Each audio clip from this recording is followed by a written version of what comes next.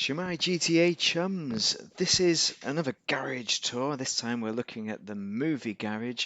All these cars are from various films. I'm going to talk you through the cars themselves as well as the films. So we're starting, of course, with the Fast and Furious film. It's the Elegy Classic. This is the Benny's variant, which I've kitted out just like the Nissan Skyline GTR. That's the R34 GTR, which was in the Fast and Furious. I think it was in the second part of the Fast and Furious film, but it was definitely in the Too Fast, Too Furious film, which was a brilliant film. The best part of the film was where they had to jump over this bridge, which was halfway raised, and it was Suki who did the jump. And when she completed it, she said, "Smash that ass!" So it wasn't Paul Walker that did the most interesting thing in that film. But nevertheless, this is a classic car, and what I've done them pretty true to the original, the film, with using this livery and using that grey and blue. But what I haven't done is put the spoiler on because I think the spoiler looks terrible on the Nissan Skyline, which I think the classic looks of it just look great.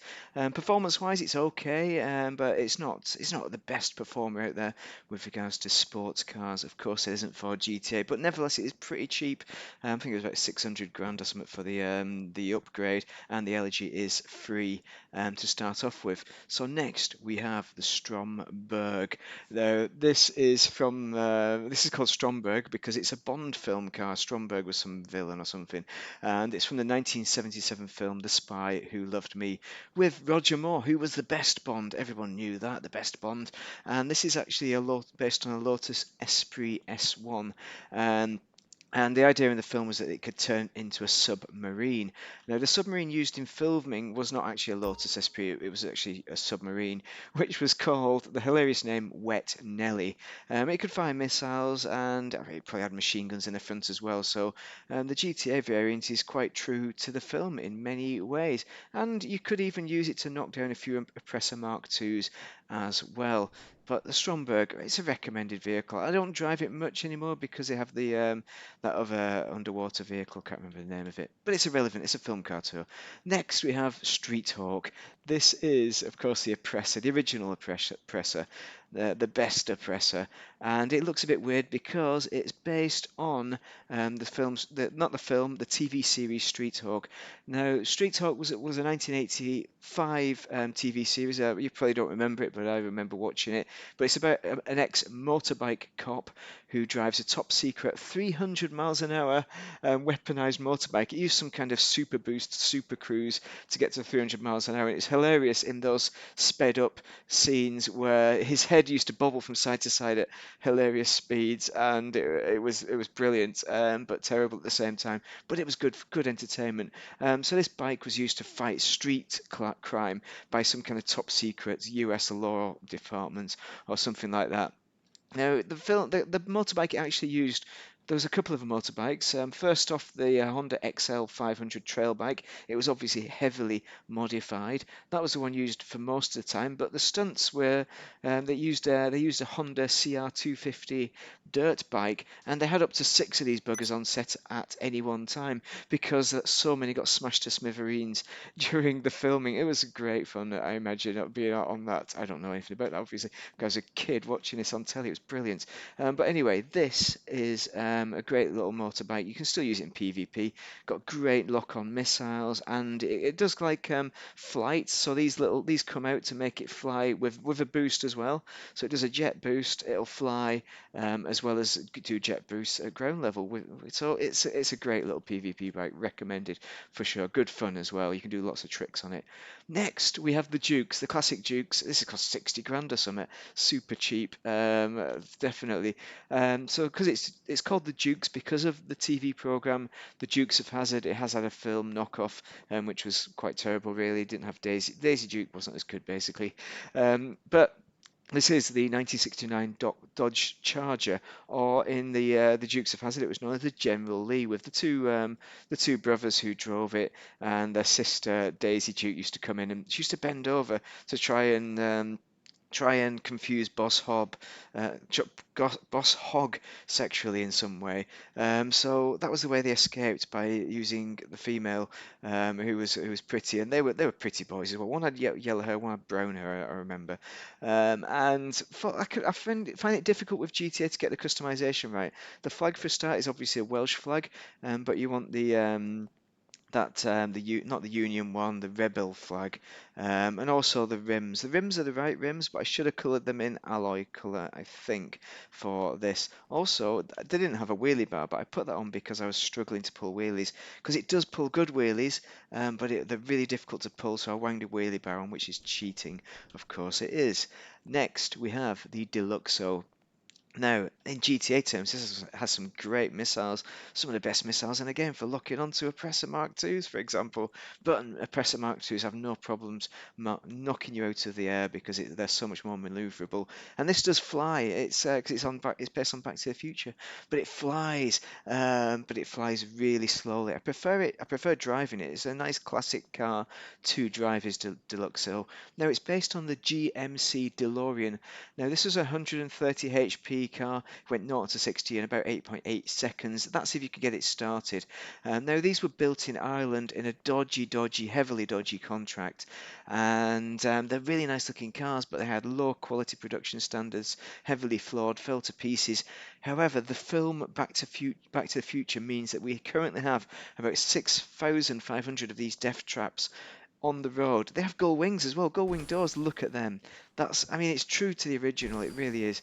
It's a great car, and it's everything that the original DeLorean should have been. So GTA have basically done GMC's job for them to make a great car, and it was great in Back to the Future as well. So if you haven't seen the Back to the Future film, you need to watch that.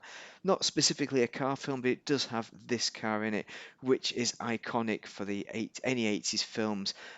So speaking of iconic cars, well, these are all iconic cars. We have the A-Team van back here. Actually, no, we're not doing A-Team van. No, we're not going that way around. Come on, get it right. I'm starting at this end, A-Team van last. Now this is another iconic car, known as the BR Weevil in GTA, but it's actually a VW Beetle. And this variant, it's kind of meant to be the Herbie car from the film Herbie Goes Bananas. So if you have seen Herbie, the film, it's a race film about a possessed car that had a really cheeky personality. I don't know who it was possessed by, but probably possessed by a court jester, comedian, something like that, stand-up comedian, because Herbie is so funny. It's a funny little beetle. In the original films, I've not seen the recent films. I hear there's some recent films, but they're probably terrible. They always are. Colour-wise, there needed to be a blue and red stripe, not a green and red. So this is an Italian kind of look to it. But I've done an Italian look with the colour of the rims there. So it's not essentially true, but it's as good as I can get to make it a Herbie Goes Bananas car. Now, talking about the Volkswagen Beetle, my dad had one of these. That's how rich you were, but apparently quite a few people did have them. Now, these were inaugurated by none other than TV's Adolf Hitler. But post-war is where they really came into their own. And post-war, it was the British that were controlling that section of Germany at the time, who got the production plant, up and running again, and are the sole reason for Volkswagen existing these days. Well done, British! Hooray! Shame they couldn't do the same for their own cars. Our car industry has gone down the toilet, of course it has.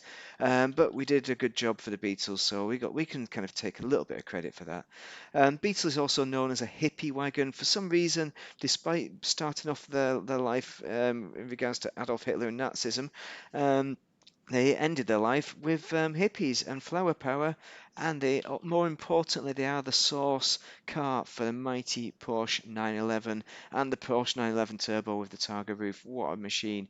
But as far as cars are concerned, I don't kind of like them, but I like them, if that makes sense.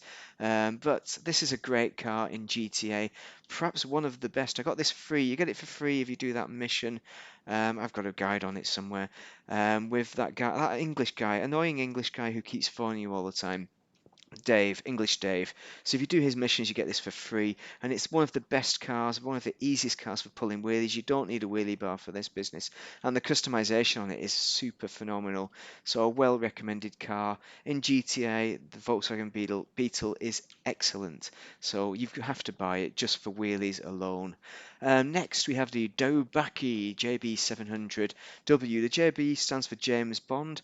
That's because this is the original Bond. Yes, the Aston Martin DB5. If you want to buy these in real life, they cost about $1 million. But if you want to buy one that's been in a Bond film, you're talking 6.4 million. The last one went for in 2019, I think it got sold. So it's from the 1964 Sean Connery film, Goldfinger, where he does some gold fingering. In the books, it was supposed to be a Bentley, but Daniel Craig, in his final film, has wanged this in here. I think it's a tribute to all Bond films, and it's called No Time to Die, isn't it, or something? Ironically named, I think there. But it's not actually proper DB5s in it. It's souped up replicas of DB5s because the performance wasn't good enough for a start, and you got to pay a seven-figure sum for each car doing mega stunts. You've just got to watch the film, and you can see why they didn't get the classic cars to do it. But this is a great car. It's a really excellent car, and in GTA, the engine sound is good. The interior, the walnut panels there, it all looks just the way it should do. I'm not sure about this blue tint. I did this during a customization build. Also, it's the only DB5 in GTA that you can take these guns off. So there is actually the JB700, the standard for 100 and odd grand, but this one is 1.7 million, I think. But you can take these guns off and make a classic build, which I should have done for this video, but I didn't. But great car, recommended, super recommended, get it on discount. Next, we have the Pagassi Torreira, and the most important film of all, for all car films, indeed, completely. This is, of course, a Lamborghini Countach, or what do you call it? Call it Countach in the US of A. Of course, this is a classic car from Lamborghini, formerly tractor builders, and this has no aerodynamic qualities at all. They've done a pretty good job. The rear vents should be chubbier because it looks like a Starship, the most Starship-looking car. I mean, you could imagine this being released now. And in America, in the USA, it had this weird forward spoiler as well as this rear spoiler. You know what? Both these spoilers do nothing for the aerodynamics at all. This rear spoiler, if you notice, it is pretty flat, and that's what the original was, because it has no aerodynamic properties. It's just there purely for looks. They finished the car and they thought, oh, it doesn't look quite right. Let's wang a spoiler on because it's the 80s. These are great cars. They are very nice cars, very nice looking cars. They sound super phenomenal. This car doesn't quite sound, the engine sound isn't quite there, but it is an excellent car to drive in GTA. So I should probably talk about Cannonball Run, the film that this is based on, because this is important.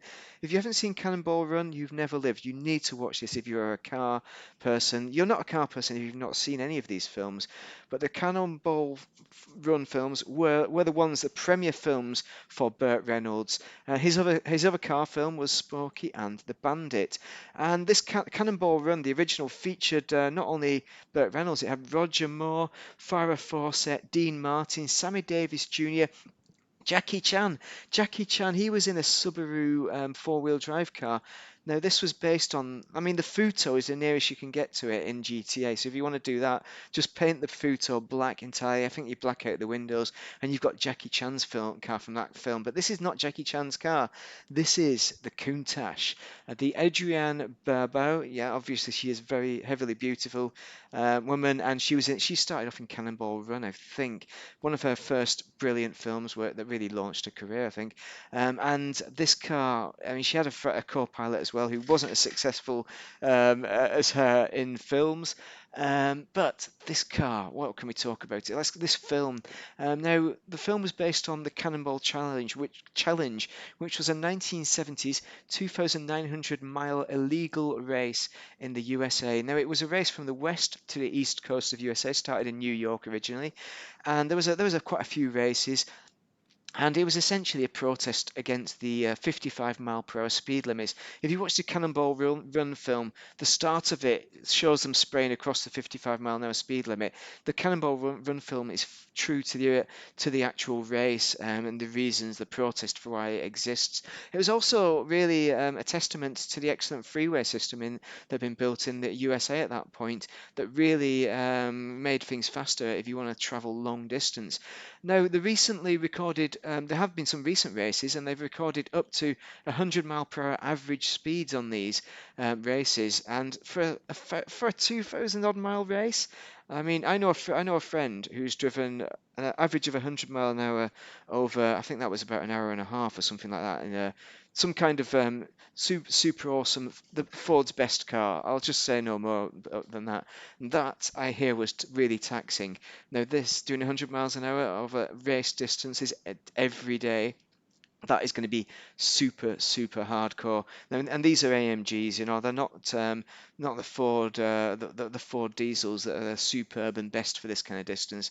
And the modern racers use police scanners, yeah, that's always been in, but they also use laser jammers and crazy business like that. So yeah, awesome. No, wrong race. No, it's illegal. Don't do that race, anybody. Next, oh dear, it's the Weenie Icy Classic. Now the Mini, the Leyland or the Austin Mini was an excellent revolutionary car, 60s brilliant car, and it was so small at the time and nippy and for getting around town. And it also used, I think it won the Paris Dakar Rally or something ridiculous. There was actually a desert variant, which is why I should have probably put off-road rims on this, but I haven't. I've done a Mr. Bean build. Now, for anybody who knows Mr. Bean, they'll know that this is Rowan Atkinson's worst film ever and worst acting decision ever, coming from the acerbic wit of Blackadder in the Blackadder TV series. You need to watch Blackadder if you've never seen it, and you will understand what Rowan Atkinson is genuinely all about. Mr. Bean, yeah, brilliant slapstick, Charlie Chaplin bullshit, yeah, kind of funny, but it's terrible. If you've seen Blackadder, it really is terrible. And I chose the worst film for this car. I should have chosen The Italian Job, which is the original car heist film. And they have these things going through not toilets, the drainage tubes, just like the ones underground in GTA, where they go up the walls and they do a whole 360 up over over the top. It's crazy. It's brilliant. They have this song, "We Are a Self-Generation Society." It's a brilliant film. You have to watch the original Italian Job, not the second one, which features the BMW version of the Mini, which is terrible. I mean, no, it's a decent car, let me be honest. But it's not a Mini. It's way too big. It has a better handbrake. The handbrake is brilliant for handbrake turns, except for one thing. Very powerful handbrake, but it isn't a Mini. It's got the too long a wheelbase. If you put that handbrake in this Mini, you would have the dream car. And that's all BMW should have done. Reproduce this, put a bigger handbrake in, and it's excellent. Anyway, watch that film. Brilliant heist film. Next, the A-Team. Yes, the A-Team, or the Gang Burrito Van as GTA calls it. This was a Chevrolet G20, I think, driven by Mr. T in the film. Now, the A-Team, it was called A-Team because it was the Alpha Team, and they were a crack commando group from the Vietnam War. They were special forces, and they're four individuals with crazily different personalities who all work together to basically go and save people who are in a bit of a pickle from bad drug dealers, drug lords, that kind of thing, and basically beat up the bad guys and shoot up the cars somehow without killing a single one of them, despite probably getting a really good kill rate in Vietnam. Now the rims on this, I think these might be the original, but I suspect I might have picked new ones just to colour them in red because that's to make them the original. Now colouring it in the van itself. It was actually two-tone. The bottom was of the red line was black. The top was like a very dark silvery color, so like a perhaps metallic as well. So, but yeah, it's true enough to the A-Team van, and you have the lights on top as well. So, which car overall is the best out of these cars? Those are all your vehicles. I'm on the spot here because I haven't actually thought about it. For me, I think it's got to be the Paul Hollywood. I mean, Paul Woodhouse, what's he called? Paul Walker, Nissan Skyline. I think it's the best looking car. And actually, you know what? Let's forget that because I was driving it earlier today and I didn't quite enjoy it. So I'm going to go with the Lamborghini Countach. Paul Hollywood gets a second place. This is the car for me. This is the one I'm going to be driving home in. What a car. It's a great little classic car. And even take that spoiler off the front. You don't need to have it on the front because you can just have it. It's such a nice car. It's a rear wheel drive. It's a Lamborghini Countach, the way it should have been built, perhaps, performance-wise. Anyway, if you found this video useful, if you found it useful at all, or a nice diversion, then do drop a like. Subscribe as well for future content, but give me your comments on these cars. Have I got it right or wrong on any aspects of the films or the cars or the history? You know what I'm talking about. But anyway, have a most excellent day if you are playing DAS GTA. Oh, what happened to the internal? That doesn't look quite right. Whoa. That must have hurt.